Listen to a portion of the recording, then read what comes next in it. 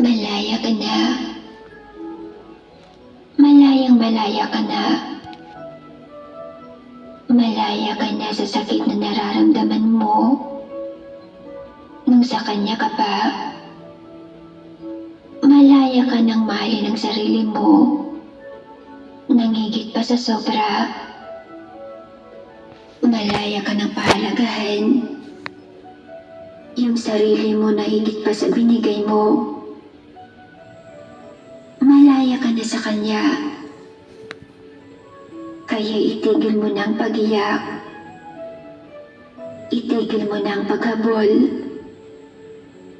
Itigil mo na ang pag-iisip kung babalik pa ba siya. Alisin mo na yung kaba o sakit na iyong nadama.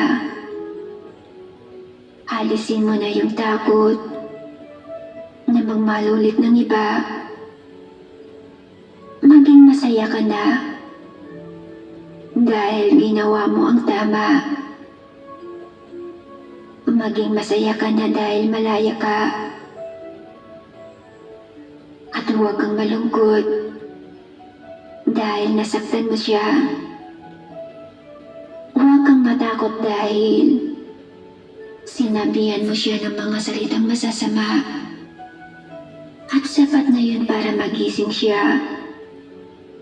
Sapat na yun para malaman mo dapat niyang malaman ang tama.